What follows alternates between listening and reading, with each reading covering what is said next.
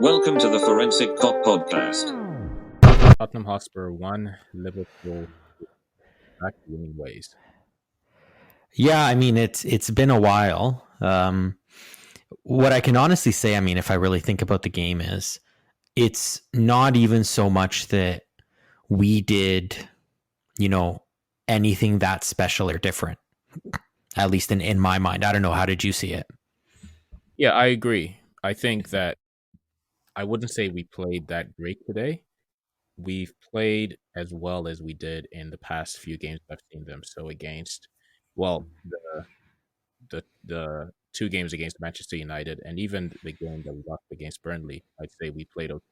It wasn't one of our worst games in this weird six game stretch.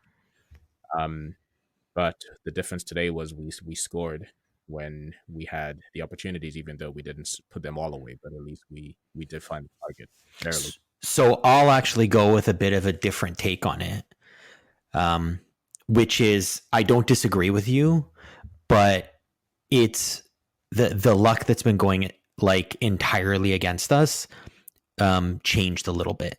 Because if you really think about all three of the goals, none of them were, at least the way we would normally define it, earned. I mean, the first goal by Firmino, Loris should have had that, or the defender should have put it out. So that's a mistake on their side. The second goal was a mistake by Loris. He should have grabbed that ball or punched it out of bounds. And the third goal was a mistake by the defender. And what's happened is, I mean, think about games that we've played to date.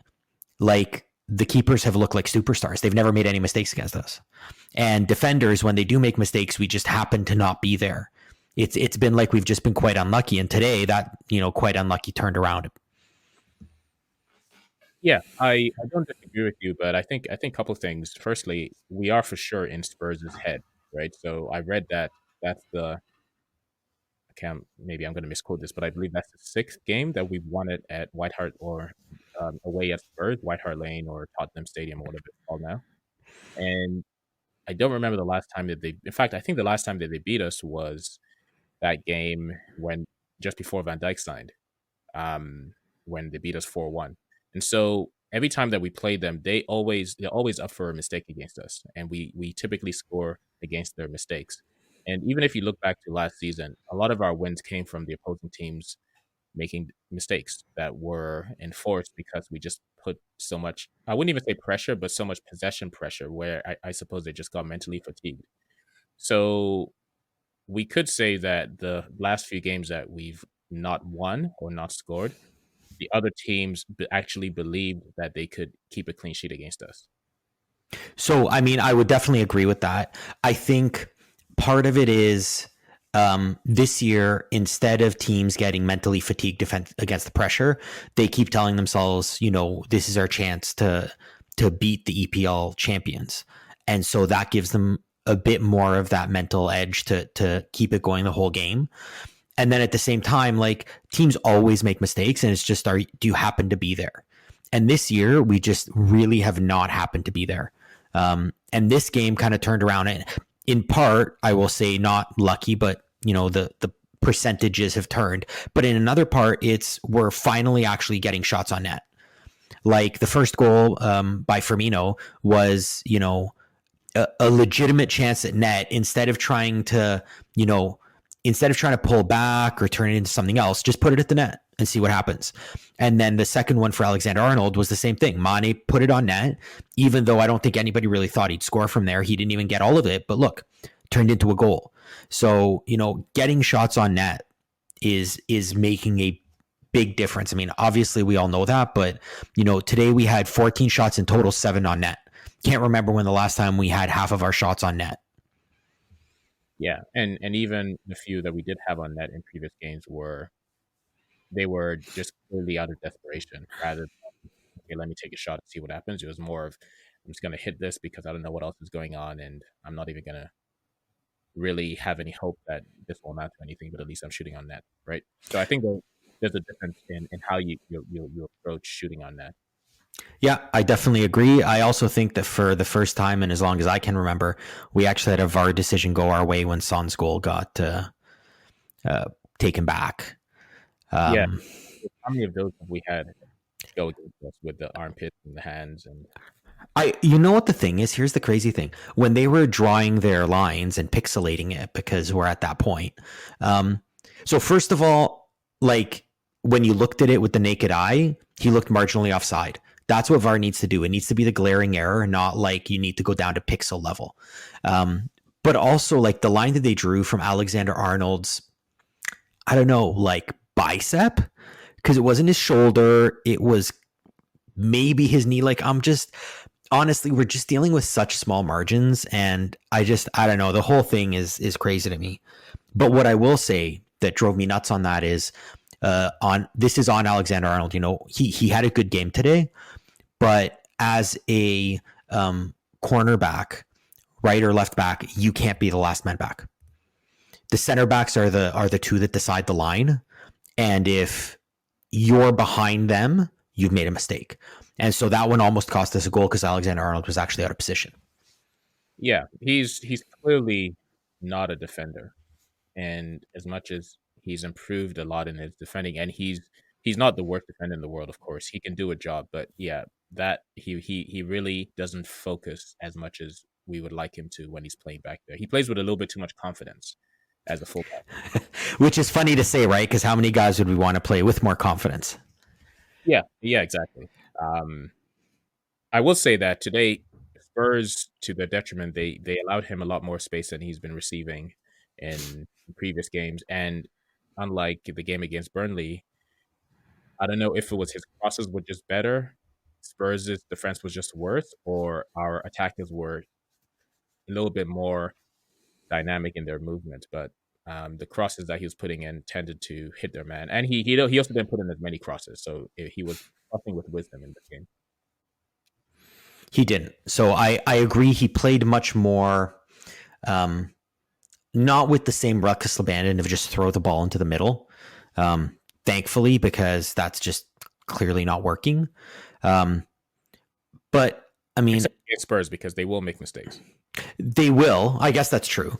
You know what? At the end of the day, they're still a very good organized defense, and in their own, like to kind of be a bit of a, you know, not to praise the Spurs a bit. Every defense makes a mistake. It's so happened that it hasn't cost them against us. You know, other teams make mistakes and we just haven't been able to capitalize because either we're not in the right spot or our shots go wide. Today, it just so happened that we capitalized on mistakes, you know, in a positive way, which hasn't really been happening. But everyone makes mistakes. I mean, I do wonder though how much of the mentality from, you know, last game carried over, where, you know, the feeling of the better team didn't win. And did they come in with a chip on their shoulder? Were they overly aggressive? Were they, you know, still angry about it? I don't know how much of that played in. I think Mourinho, of all the times to play Liverpool, this was the day to go for it. And the fact that he played with 5 defenders, 2 sitting midfielders, and Son up front with, was it Bergwijn and Kane behind him? Just once I saw the lineup, I was completely confident that we're going to win the game, because it told me that Mourinho is going to be even more cautious today than really he should be, because this was the game to go for it. Yeah, I mean, you know, you have the wounded animal. You go for the kill. You don't toy with them and let them, you know, figure out what's going on. So I'll agree with that. I also wonder if Mourinho just in his head was still angry about the last game, and maybe his strategy wasn't quite as spot on as it should have been. He's a hard one to figure out. He, especially after his Chelsea days, he makes a lot of decisions that end up backfiring. So yeah, it'll be interesting to see what happens with that team now. I think they won a great run earlier this season. Now we'll see, especially with Kane injured. Now we'll see who and when he throws his players under the bus, as he always does. Yeah, and I think it speaks to, like you said, this is going to be a weird season, and I suspect it's going to be a season of runs. So, you know, we saw Tottenham's run at the beginning of the season. We've just experienced and seen the end of Man U's run. And trust me, this is the end of their run. You know, the only one that's kind of been consistent, to be honest, is Man City, which is why, you know, they're kind of in the driver's seat right now for the EPL title. But yeah, I think Tottenham's, you know, a team with good players who plays a standard park the bus system, and you know, it's going to sometimes work, sometimes not, and they just got lucky at the beginning of the season that it worked so much. But I don't think that they're, you know, an EPL title team, and definitely today we saw that. Yeah, I still think it'll come down to Man City and Liverpool. I hope so. When it's all said and done. So, I mean, we have to talk about particular scenarios. Obviously, the disallowed Salah goal because it touched Firmino's arm. What did you think of that? Yeah, I immediately knew that it was going to be called back for handball because the handball was glaring even in real time, and then there's no way that they'll see that and not call it off. So I wasn't really excited after he scored. So here's my problem with it. If you're looking at it, first you have a clear and obvious foul on, it was Dyer, right? Who was playing Firmino. Yeah. A clear and obvious hold, two hands, got some of the jersey, clear and obvious. Okay. Then it goes off Dyer's arm before it hits Firmino's. So, I mean, you know, there's an argument to be made that Firmino wasn't trying to put his arm on the ball, that Firmino was being manhandled, which he was. There's an argument to be made that Dyer touched the ball with his hand first, with his arm first.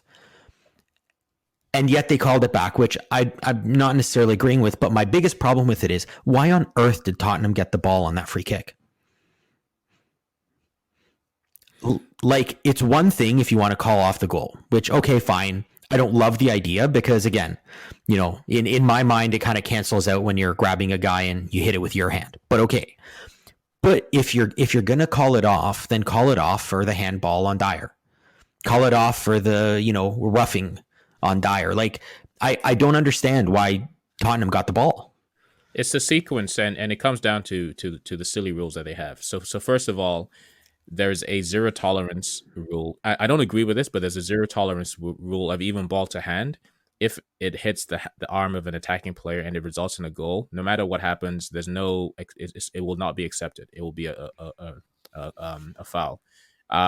With defenders, it's not quite as black and white. For whatever reason, they've decided that, right? Then, in terms of the roughing, I agree. Dyer was all over Firmino, and it should have been a foul. But, okay, let's just walk this through. So, it's a foul, and we play the advantage. We had the advantage, but we handballed, so we have to call it back, right? Yes, and so it comes back to our advantage, and we get the foul was before the handball. No, but we handballed. Right, so we played advantage, and then we fouled. So is there a ball? No, so we can't foul. So if you get fouled, the ref plays advantage, and you fouled or lose the ball, the ref calls it back, and you get the ball, right? Because the advantage wasn't fulfilled. So what they did is they took away our advantage by calling the handball. Therefore, we have to get the ball. We took our advantage away by fouling. I'm playing devil's advocate here, right? So it was clearly a non-intentional handball. The ref, yeah, it wasn't intentional, but two things. Number one, right now they have a zero policy rule against handballs. If it hit his arm and we didn't score, they would have kept playing. But the fact that we scored, the rules are they have to call it back.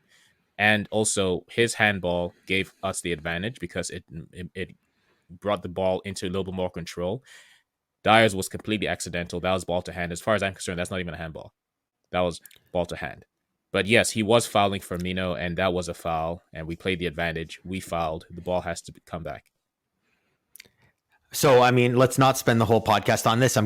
What I'm gonna say is, it's, you know, if you call his ball to hand, you know, Firmino's hand didn't move in the whole exchange. So you could make the same claim. But anyway, his actually did move a little bit. He helped to control the ball. I'm not saying it was intentional. He had it in an unnatural position, but then at the same time, you could probably say Dyer, you know, making sweet love to him from behind with his arm across him like that, is probably also not a natural position for a defender, unless I missed something in how the game's played. But anyway, so I mean, overall, the other one that kind of caught my eye in this game was once Kane went out, Son became like a spectator. I don't even remember him in the second half. Yeah, and Spurs, they really are lacking from having any creativity in the midfield, and it's quite telling that their number one striker has to be the one going back into the midfield to create. Now that he's out, they don't have Eriksen, they don't have anybody to feed whoever's playing up top, which is Son in this case. So you don't think it was our defense that was doing all that? To a degree too, but there was no service to him as well. Yeah, I would agree there was no service. What I did notice is we were very Johnny on the spot in terms of making sure that when we gave up the ball, when the Spurs had the ball, they were trying to make a breakout. We attacked them to disrupt that breakout. So that was very clear a strategy throughout the whole game. And I felt like we did it better this time than we did last time against the Spurs, quite frankly. Yeah, and I think having Henderson at the back there is quite a significant boost. Number one, having him on the field is great, but he's just such an intelligent player. And as much as I like Fabinho as a defender, obviously I prefer him in the midfield, but with Fabinho and a lesser defender, you don't quite have that confidence of knowing that perhaps it's a communication thing. Maybe we just lack that communication at the back if Fabinho is the senior defender, and I don't think his English is probably the best, right? And he's also not a defender. So there seemed to be more of an element of a defensive partnership with Henderson and Matip and even Nat Phillips in the second half, where he was covering across. He knew when he had to cut across to help. He knew when he had to stay on his side, and he was trying the long field cross balls as well. So yeah, it was just a more complete and dynamic performance coming from the back, which really helped our game. Well, I mean, let's speak to the back. So we started with Hendo at the back, which I'm going to agree with you. I'm actually starting to like him more than Fab at the back.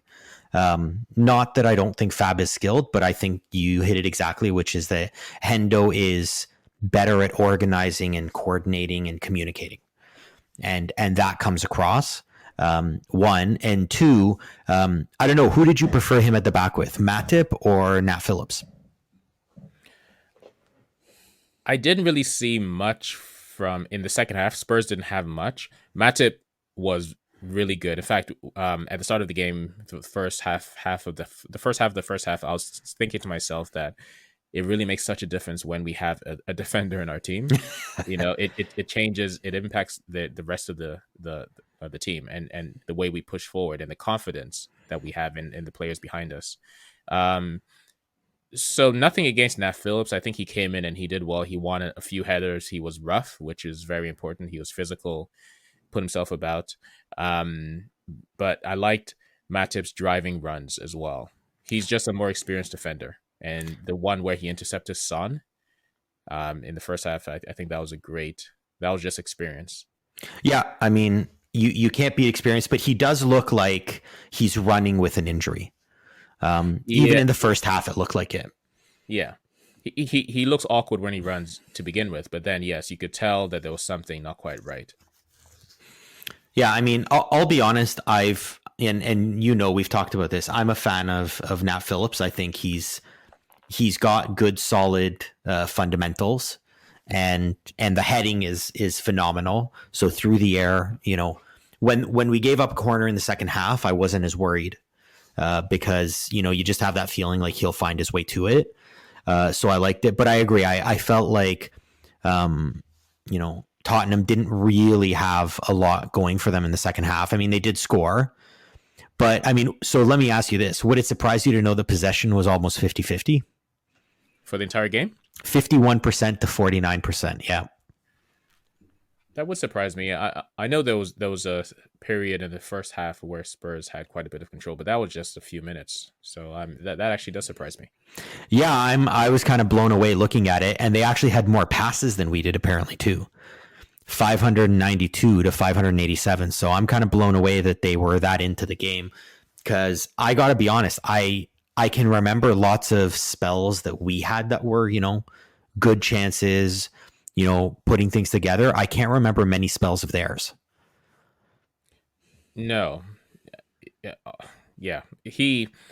Mourinho just doesn't have the quality players that he needs. If this is the system that he thinks will win a league, then you need stronger players. And Spurs, they're halfway decent with a couple of really good players, and that's about it. So, yeah, that's what we're seeing right now. Yeah, I mean, I think this is what we're seeing now is closer to the Spurs team that really exists as opposed to what we saw earlier in the season where they were on a great run. Yeah. Again, I think good teams will figure them out because they are system driven and they have to be perfect every time, right? You can't have, even one mistake or two mistakes because you're defending so often. If you make a mistake, there's probably going to be a guy around you. I will say that if Spurs don't make Champions League, Liverpool should do whatever they can to get Son. I mean, his pace and his finishing is just out of this world.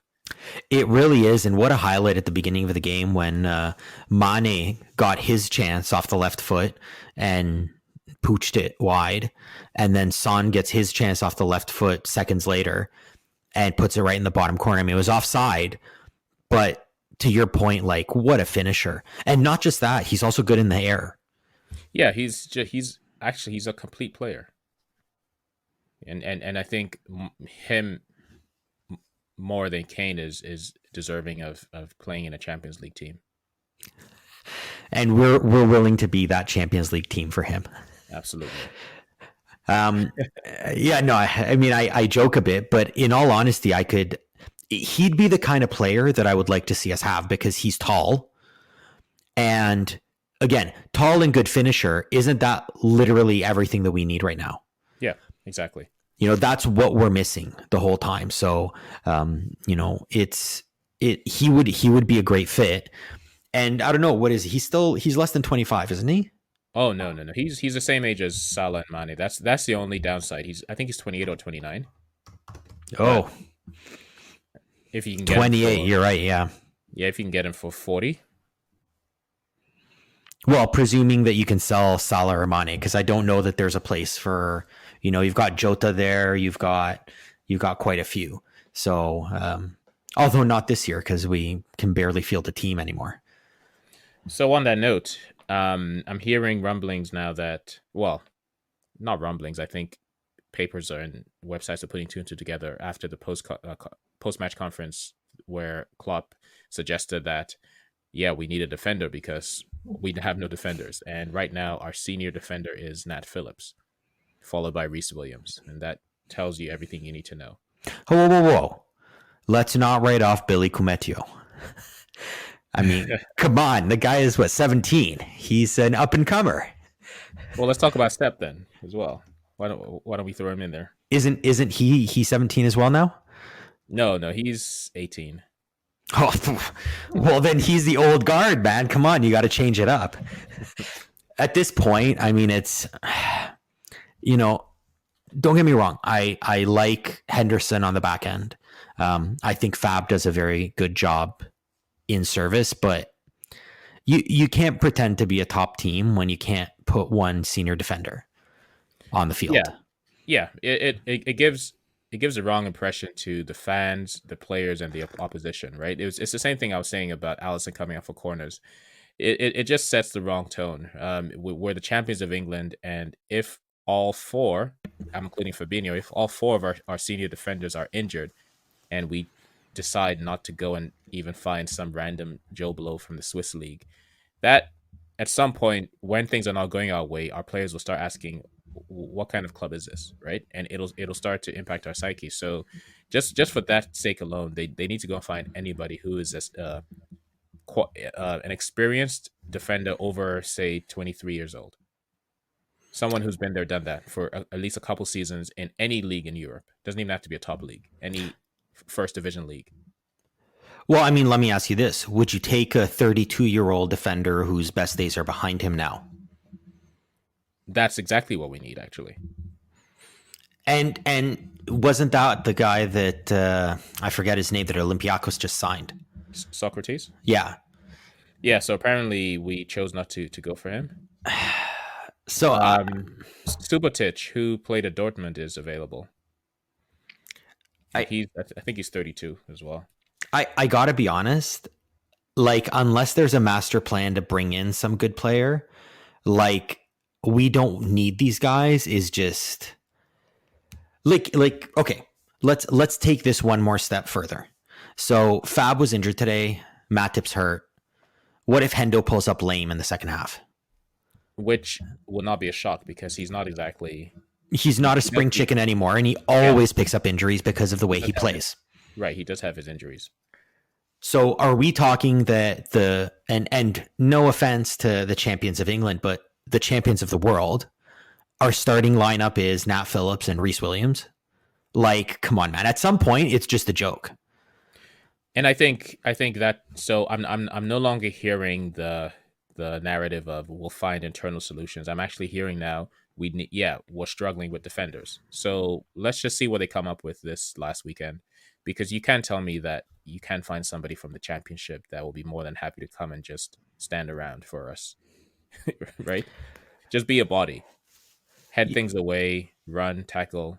That's it. That's all we ask. You That's know, like literally all we ask right now. it's true. We have a very specific need because of the way we play. We don't need like high intensity guy. What we need is a guy who can hold a high line, which means he can head and run. Right. And yeah, we'd like to, start plays from the back, but at this point we just need to be able to defend because we're in a little bit of trouble if you can't tell. So hopefully there's someone coming down the pipe.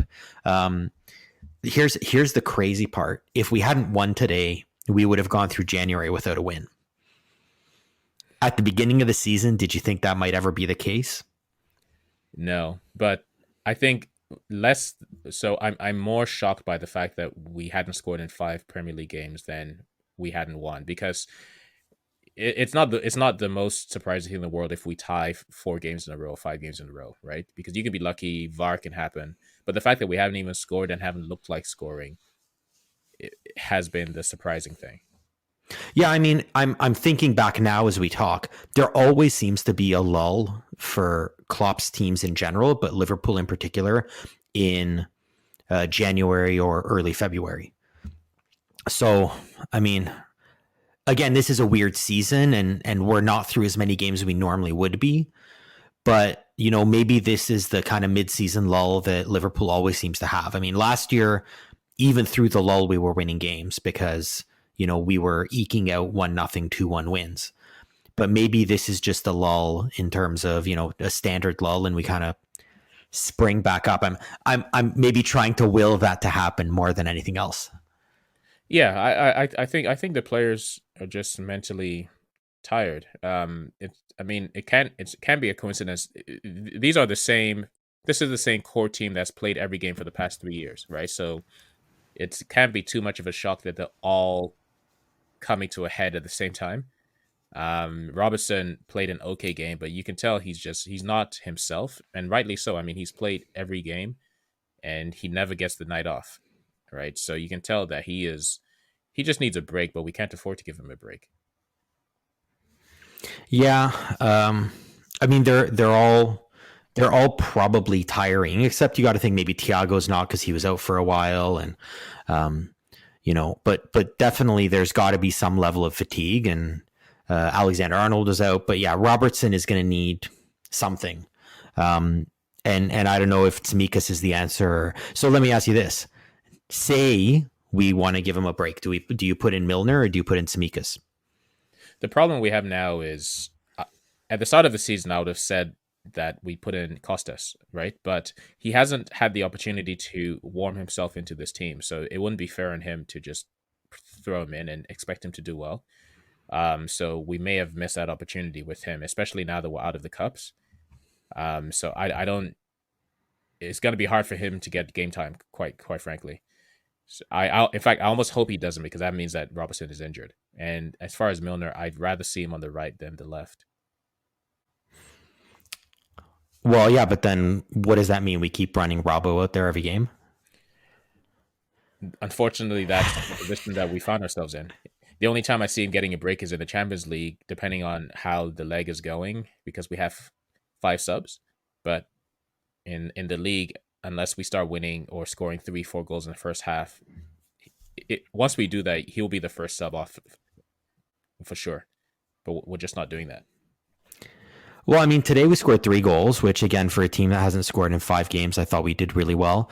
Any individual performances or individual situations that you thought were remarkable, worth mentioning?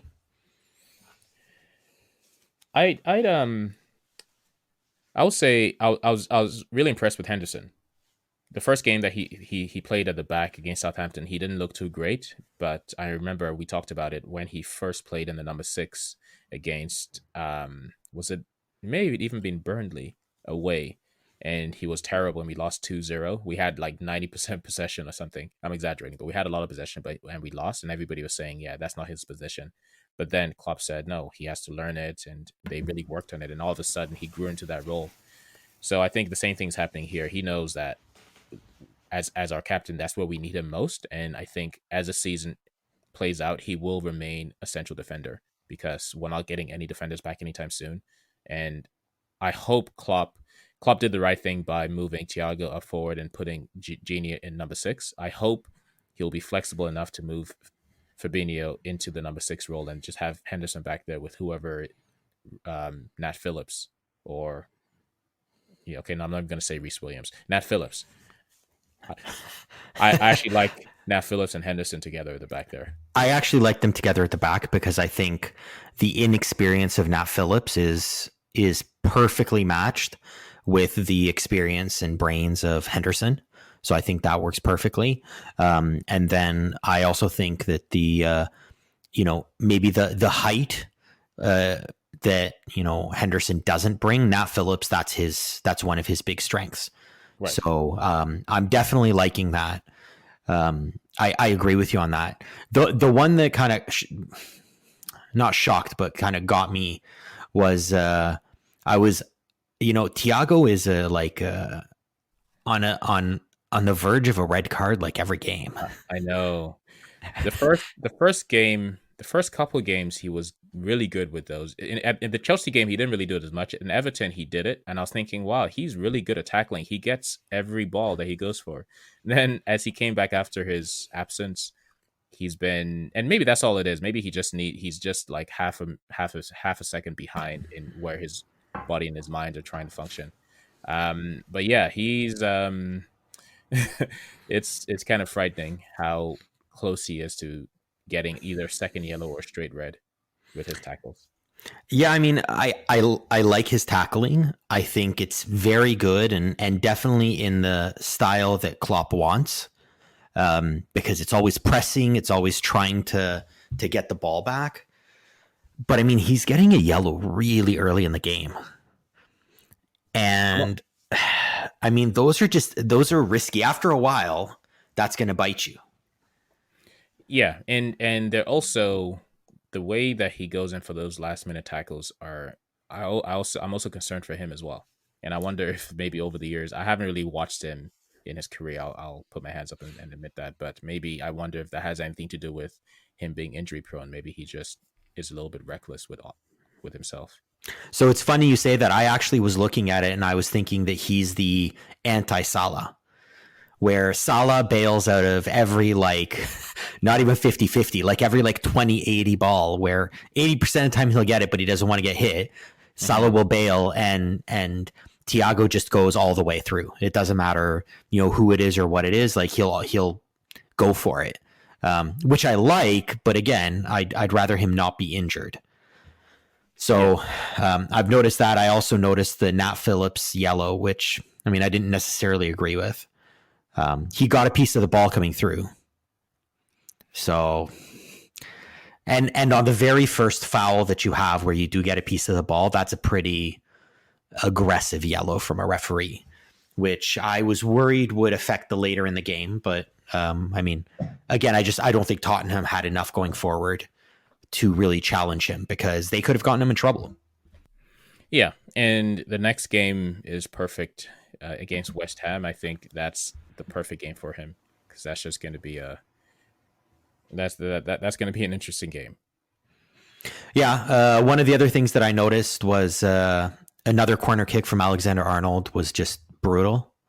I don't know what's happened, but he's just. I mean, the corners are terrible that he's kicking in. They're either way too long or way too short. And I contrast them with the game where Shaq was kicking the free kicks, and they were all the perfect height and hard. And it used to be a good weapon of ours, and now it's become a nothing play. Yeah, Trent. He's just a little bit too relaxed in his game, and I I I think this poor run of form from him may help him, but the fact that he played okay today and scored, I hope he doesn't allow that to get to his head. I hope he just kind of gets back to his old self and knows that he still has a lot to learn and a lot to do. But I agree, those corners. I was never really a fan of his corners anyway. It's just that we had really good, like, headers to get on the end of them, Lovren or Van Dijk or. Whoa, did you just give Lovren some love? I just want to make sure I'm hearing that right. I actually did. It was actually hard, but to be fair to him, no, I tease, but yeah, he was a good player for us. He was. Yeah, he was never supposed to be the number one defender at Liverpool, right? So, and through the air, he was. Say what you will, his mistakes usually didn't come, on headers in the box. Right. Exactly. I mean, he'd have lots of mistakes on headers at, the half line, and it would lead to a breakaway, but not in the box. Yeah.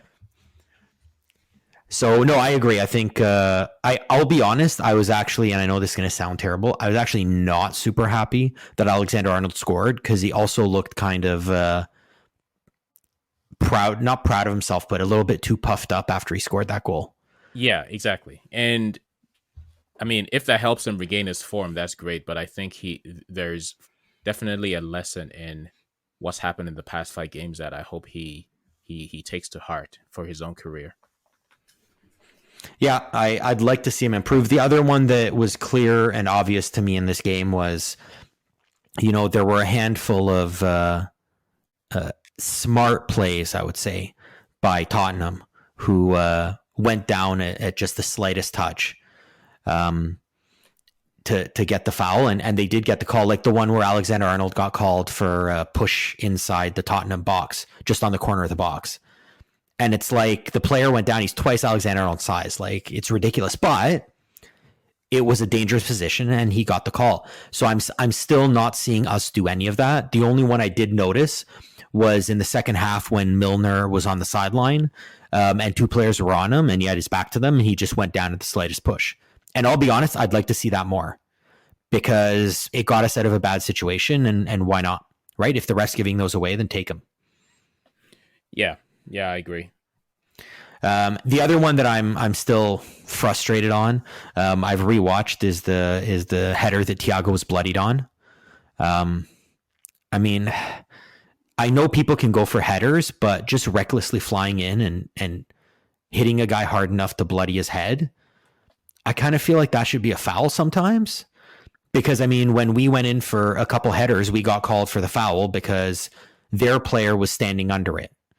And so I did feel like, coming back a little bit, that wasn't ideal. But again, I think we need to look for it more than we are, because right now we're not looking for it.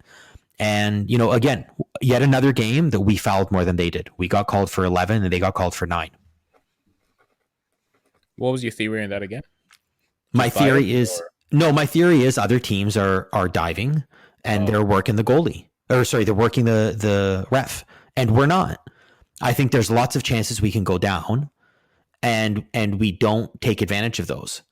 Like the one where Matip got the ball off of Son, and Son knew he'd lost it, so he went down anyway to just try to get the call. What's the worst that happens? You're not going to get a yellow for diving, because they don't do that ever.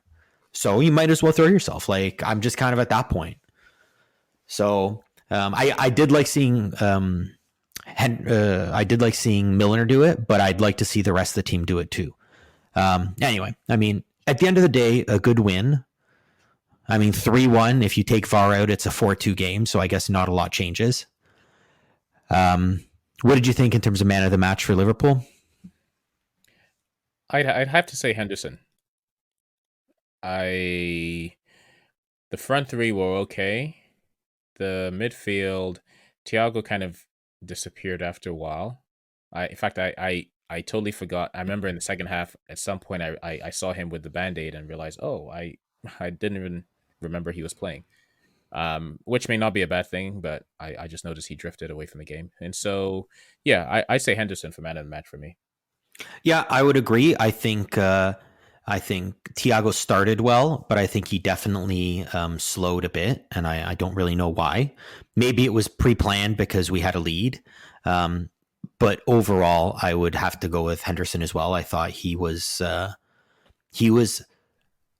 played extremely well, especially when you think about the fact that he probably found out he was playing at the back like 2 days ago.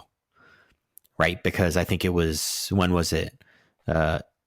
Only yesterday was when Fab wasn't at training. So it might have only been a day ago or 2 days ago he found out, and he's clearly been watching tape and it's clearly paid off.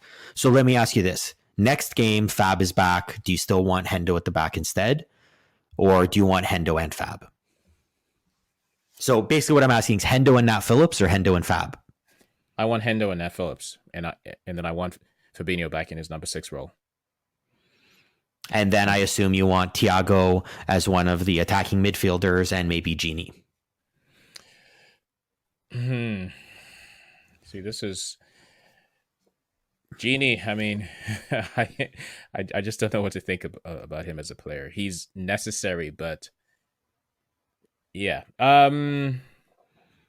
So yes, to answer your question, yes. So Fabinho and Thiago and either Gini, Jones, or Milner. Any of those I'd be comfortable with in the next game. Probably won't be Milner because he played almost 90 minutes, or he played a lot of minutes this game, and so it'll probably be Jones. But he'll probably play Fabinho at the back. So he'll play Jones, Thiago, and God forbid, Oxlade-Chamberlain. Oh, I'm sorry, but how Ox is ahead in the pecking order in front of Shaq, I will never know. Well, I don't think he is. Well, then play Shaq. Not against West Ham. Against West Ham, you need a little bit of physicality in the middle. Well, so height and physicality is what I mean, because Shaq is quite physical. But he's not quite some height. So, yeah. Hey, man. One thing about Henderson at the back too was he still looks for those long balls to Mane like he normally does when he's in the midfield, or when he plays in the midfield and he drops back as a third defender, then he looks for those balls. So the good thing with him on the field is that we don't lose that. It's true. I actually find like Fabinho, when he plays at the back, that part of his game kind of goes. I don't know if he's focusing too much on defending or what, but when Hendo is there, he still keeps that type of stuff in mind. So I agree with you. I very much liked him. And I mean, God forbid if we have to play him the rest of the season. But for now, I am hoping that we can see him at the back. And I mean, it's a big game. West Ham's been looking quite good. Yeah, I think the one thing that helps us is they're 5th right now. They're right behind us. So, and they're playing at home. I don't think they'll come in, or they'll sit, right? So I think they'll leave enough space for us to play our game. We just have to be more clinical than we were today, and I think we will be. Yeah, hopefully, Salah got his 2 goals against Man U in the FA Cup. Mane scored today. Firmino scored today. Alexander-Arnold scored today. Hopefully that gets kind of the monkey off everybody's back, and we can feel like we can score again in the way we've been doing for a while. So, I'm hopeful we can put something up against West Ham, and again, with a good defense, physical, we can, as you said, get back to winning ways. For more stories, analysis, and articles, go to the forensiccop.com website.